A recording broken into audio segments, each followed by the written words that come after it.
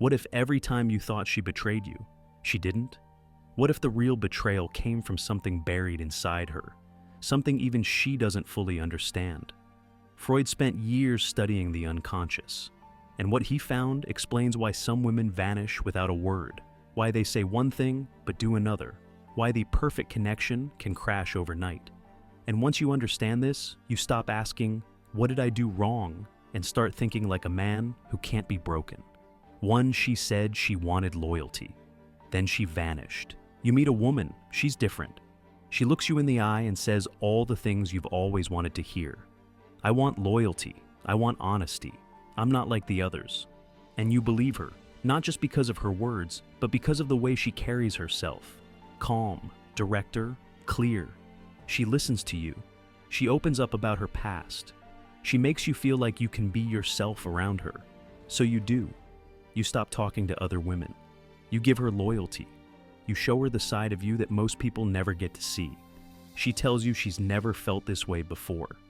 She holds your hand like she means it. And you start to believe, maybe this one is different, and then it shifts. Suddenly she takes longer to reply. Her energy cools. She gets distant, says she's busy. Then one day, silence. No call, no explanation. Just gone. You sit there confused, hurt, and asking, what happened? You go over every conversation, every detail, every look, trying to find where it all went wrong. But the truth? It wasn't you. It was her unconscious mind, the part of her brain she can't see, the part that made the decision for her. To Freud's warning, the mind behind her words isn't the one in control. Freud spent decades diving into this, and his conclusion was brutal. We are not ruled by logic, not men, not women, not anyone. Most of what we do, he said, comes from the unconscious, childhood wounds, deep fears, primal instincts. And in women, this part is even more powerful. So, while she told you she wanted peace and commitment, something deeper in her was craving chaos. Her words said loyalty, but her instincts wanted danger. She told you she was ready for forever, but her biology whispered, run. And when that voice gets loud enough, she pulls away, sometimes without even knowing why. That's why you're left in shock. She wasn't pretending. She wasn't lying to you. She lied to herself first. She truly believed what she told you, but her unconscious made the final call. 3 stop. Listening to her words, watch her instincts. This is the trap most men fall into. You take her words at face value, but Freud's warning is simple. Stop listening, start observing. She said she wanted stability, but she was drawn to a man who never texted back. She said she hated drama, but she stayed with the one who gave her nothing but chaos. Why? Because the part of her that wants you isn't the same as the part of her that chooses. And here's where biology steps in. 4. Biology isn't her enemy. It's her compass. Her emotions change with her hormones. It's not her fault. During ovulation, she's confident, more flirtatious, more drawn to strong masculine energy. She feels connected, open, magnetic. But once her cycle shifts, everything changes. She can become irritated, withdrawn, cold. Her body pulls back. And the craziest part, she doesn't even realize it's happening. She'll say, I'm just not feeling it anymore. Or, I thought I wanted this, but I don't. But the truth? Her biology made the call, not her logic. You're left thinking it was something you did. But really, her mind just followed her hormones, and she believed it was a rational decision. That's the illusion. You were never dating her words. You were facing her instincts. 5. You're not dating her. You're facing her past. Freud believed every man carries a wound from his mother, and most women carry one from their father, or the absence of him. If she learned love through punishment or emotional distance, she will seek that pattern again and again, not consciously, but deeply, automatically. So she tells you she wants peace, but her nervous system wants chaos. She says she wants 6. She craves chaos, more than she admits. Let's talk about what no one tells you, especially not her. Her mind might say she wants a man who listens, who cares, who gives her peace. But peace doesn't feel like love to a nervous system trained by emotional chaos. When a woman spends years in relationships full of drama, ups and downs, silence and apologies, passion and pain, that becomes her baseline. That's what her body is wired to expect. So, when you show up steady, calm, consistent, her instincts say, "This feels unfamiliar." Not wrong, just unfamiliar. And unfamiliar feels boring. She says she wants stability, but that's not what gets her heart racing. She's chasing a feeling, not a fact. And here's where Freud got it right long before psychology gave it a name. The unconscious doesn't care about what's good for you. It cares about what's familiar, even if what's familiar is toxic.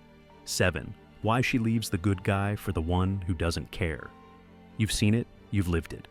She chooses the man who ghosts her, plays games, disappears, and comes back on his terms. And she says, "I know he's not good for me, but I just can't help it." Then you show up. You give her loyalty, presence, real love. And she says, "I just don't feel the spark." Not because you did anything wrong, but because she's not addicted to peace. She's addicted to unpredictability, the highs and lows, the chase, the emotional withdrawal.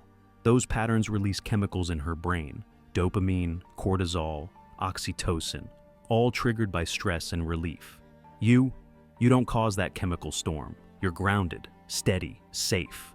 But in her world, safety doesn't feel like passion. So she says, "You're too good." She pulls away.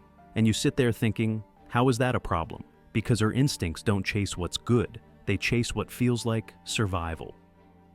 8. The ancient traits that still attract.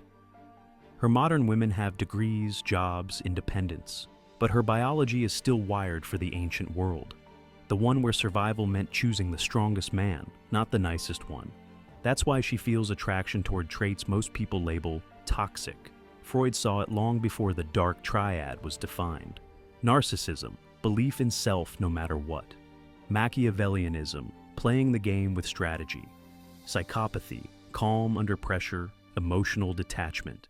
These traits scream survival to her unconscious. They signal power, dominance, leadership, even if her logical mind rejects them.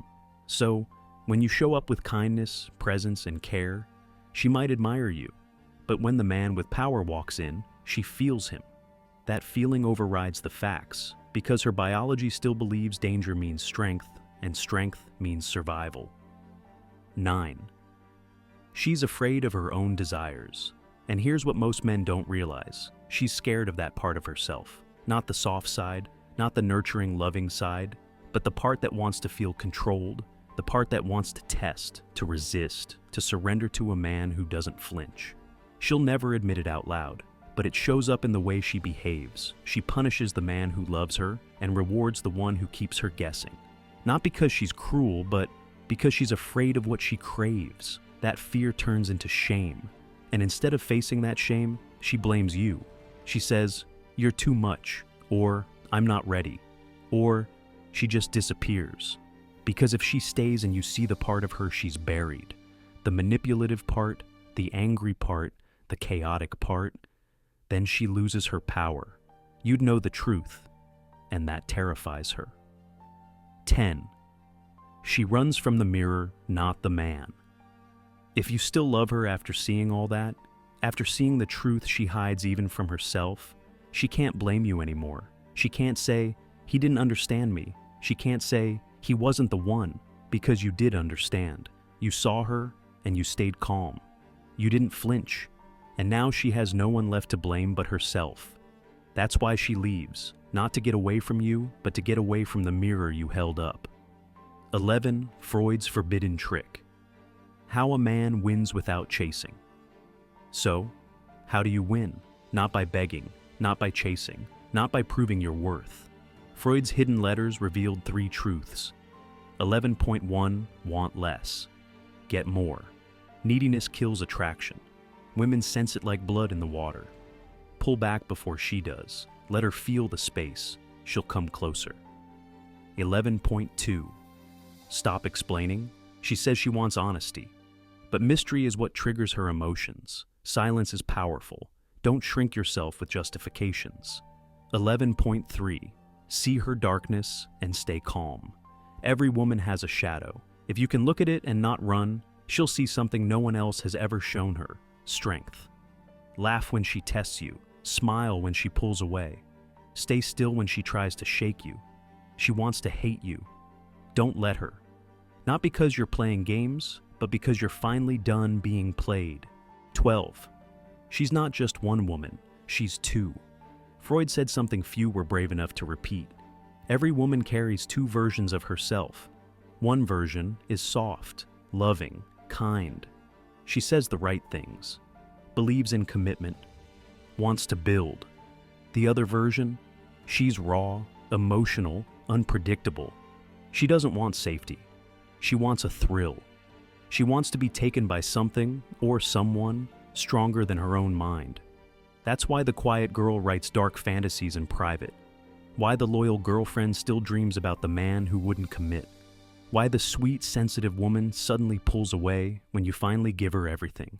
It's not evil, it's human. That second version of her, the shadow, never dies. She just hides, waits, grows. And one day, she takes over. Not with words, with actions. With a decision she can't explain. And you're left wondering how the same woman who once cried in your arms now looks through you like a stranger. She didn't flip a switch. The version of her that loved you isn't the one who left. 13. Why she chooses the man who hurts her. You've seen it. She gets played by the same man again and again. The one who disrespects her, ghosts her, comes back when it's convenient. She cries, swears she's done. Then she returns to him. Then you come along, kind, present, emotionally available. And she says, I just don't feel it. Why? Because her nervous system got addicted to the roller coaster. The emotional whiplash of stress and relief. The unpredictable attention. The silence and apologies. That kind of chaos releases chemicals that make her feel. You're calm, predictable, secure. And that doesn't trigger the same chemical storm. So even though you're what she says she wants, she walks away, chasing the thrill that feels like love, even when it's just emotional addiction. 14. The truth she fears most. There's a secret she'll never admit, not to you, and maybe not even to herself.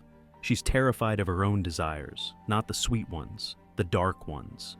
The part of her that wants to test you, the part that wants to feel your power, the part that feels alive when she's controlled. That part scares her. It makes her feel weak. So she hides it behind independence, feminism, ambition. But it never dies. It just waits. And when you show up, when you stay calm, grounded, strong, when you don't flinch as she lashes out or pulls away, she feels something deeper than love. She feels seen. Not the filtered, controlled version of herself. The raw, chaotic, honest version. And if you still want her after seeing all of it, that breaks her. Because now, she has no excuse. She can't say, he didn't understand. She can't say, he couldn't handle me. Because you could. And that kind of presence terrifies her more than being abandoned ever did. So she runs. Not from you, but from the mirror you became. 15. The game has changed. So must you.